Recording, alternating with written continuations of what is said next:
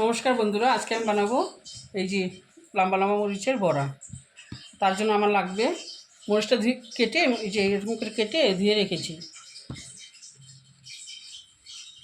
আর আলু সিদ্ধ করে নিয়েছি। এটার জন্য লাগবে আমার একটু নুন, একটু লঙ্কার গুঁড়া, একটু চাট মশলা। এটা এখন ভালো মতো মেখে নেব।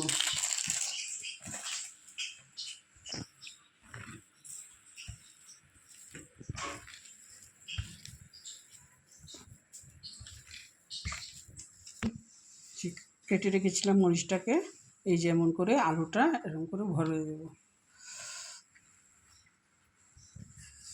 এই যে এরকম করে ভরবো সুন্দর করে। এই যে এক্সট্রাগুলো বের করে নেব। ভরে বেসন দিয়ে পিটালি লাগিয়ে শুধু মুখে খাওয়া যায়, ধনিয়া চাটনি দিয়ে। ধনিয়া চাটনিটা আরেকদিন দেখাবো আমি,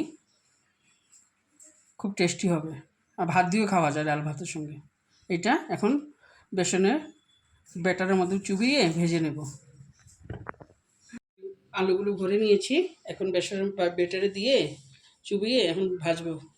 রিফাইনটা লাগিয়ে গরম তেলের মধ্যে ছেড়ে দিচ্ছি মরিচটাকে। এখন উল্টিয়ে দেবো। এক পিঠ হয়ে গেছে, আর পিঠ উল্টিয়ে দিচ্ছি। এরকম করে লাল করে ভেজে নেব, তারপরে খাবো।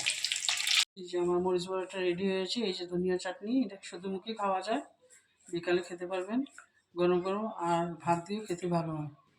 ট্রাই একবার অবশ্যই করবেন। Thank you.